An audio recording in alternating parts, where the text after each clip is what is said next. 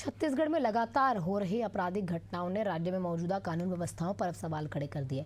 पिछले 8 दिनों की बात करें तो सिर्फ राजधानी रायपुर में ही 7 मर्डर हो चुके हैं। इनमें से अधिकांश केस तो रायपुर पुलिस ने सुलझा लिए, लेकिन हैरानी की बात यह है कि बीते 12 घंटे के अंदर 2 शव मिले हैं, जिससे सनसनी फैल गई। राजधानी में बढ़ती घटनाओं से जनता के मन में बस एक ही सवाल उठता है, और वो ये है कि क्या सच में रायपुर क्राइम कैपिटल बन गया है।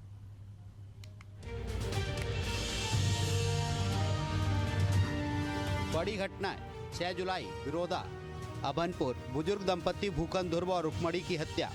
17 जुलाई मंदिर हसौद पेट्रोल पंप लूट के दौरान मैनेजर योगेश की हत्या। 17 जुलाई भनपुरी मोबाइल के बंटवारे पर दोस्त ने की दोस्त की हत्या। 19 जुलाई भवानी नगर मामूली विवाद में सुनील राव की गैती से हत्या। 24 जुलाई राखी क्षेत्र लड़की के लिए दोस्त को चाकू गोदकर मार डाला। छत्तीसगढ़ की राजधानी रायपुर खून से लाल हो रही है। राजधानी में पिछले 3 साल में 219 हत्या की घटनाएं दर्ज की गई हैं। सिर्फ इस साल जनवरी से अब तक 30 कत्ल हो चुके हैं। इससे खौफनाक आंकड़ा है कि पिछले 8 दिन में 7 हत्याएं हो चुकी हैं। चौंकाने वाली बात यह है कि ज़्यादातर हत्या की घटनाएं नशे की हालत में अंजाम दी गई हैं। पुलिस के मुताबिक अपराधी चाकू भी ऑनलाइन मंगवा रहे हैं। मोबाइल नंबर असली लेकिन एड्रेस फर्जी है, यानी पुलिस के लिए उन्हें पकड़ना भी चुनौती है। इधर कांग्रेस कानून व्यवस्था पर सवाल खड़े करते हुए प्रदेश सरकार पर निशाना साध रही है। कानून नाम की चीज़ नहीं है प्रदेश में। आरोपी जेल से छूटता है और जेल से छूटने के बाद मर्डर कर देता है, हत्याएं कर दे रहा है, पीड़ितों को जाकर धमका रहा है। पुलिस प्रशासन मौन क्यों है? और प्रदेश में तो जंगा राज स्थापित हो गया है। माननीय न्यायालय ने भी प्रदेश की व्यवस्था को देखकर एक सख्त टिप्पणी किया था कि जंगा राज कायम हो गया है। शायद सरकार में अपराधी के हौसले बढ़े हुए हैं और कानून कहीं ना कहीं लचर नज़र आ रही है। आम जनता डरी हुई है। इस सरकार से ना तो शिक्षा विभाग संभल रहा है, ना गृह विभाग संभल रहा है। जनता भयभीत है पूरी तरीके से और अपराधियों का बोलबाला है।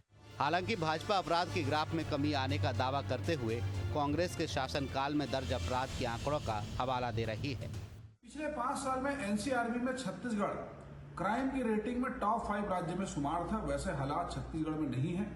निश्चित तौर पर जिस प्रकार की घटनाएं घटित हो रही है चिंताजनक है। राज्य सरकार त्वरित उस पर कार्रवाई कर रही है, जिम्मेदारी भी तय कर रही है। कई मामले में हमने एसपी और कलेक्टर पर जिम्मेदारी तय करते हुए तत्काल उनका तबादला किया, उन पर कार्रवाई की, सस्पेंड भी किया। और जो घटनाएं हो रही है इस पर पूरी तरह से राज्य सरकार संज्ञान लेते हुए इस पर रोकथाम लगाने का प्रयास कर रही है। बहुत सारे मामले आपसी रंजिश के हैं, बहुत सारे मामलों के अन्य कारण हैं। सभी कारणों का पता लगाते हुए राज्य सरकार अपनी भूमिका तय कर रही है। चिंता बढ़ाने के साथ जनता के अंदर डर भी पैदा कर दिया है। राजधानी रायपुर में अपराध का ग्राफ लगातार बढ़ता ही जा रहा है। सवाल ये है कि क्या अब आम आदमी महफूज है? क्या हम हर हफ्ते लाशें गिनते रहेंगे? राजधानी रायपुर में बीते 8 दिन में 7 हत्याएं हैं। पुलिस को इसमें सख्त कार्रवाई करनी है। हालांकि रायपुर पुलिस उस मामले पर जो है सुलझा भी ली है।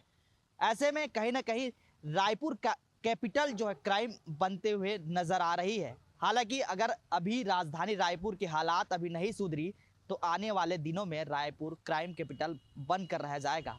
देखना होगा राजधानी रायपुर में किस तरीके से रायपुर पुलिसिंग जो है किस तरीके से करती है, या राजधानी रायपुर में लगातार इसी तरह हत्याएं होगी तो सवाल उठना लाजमी है।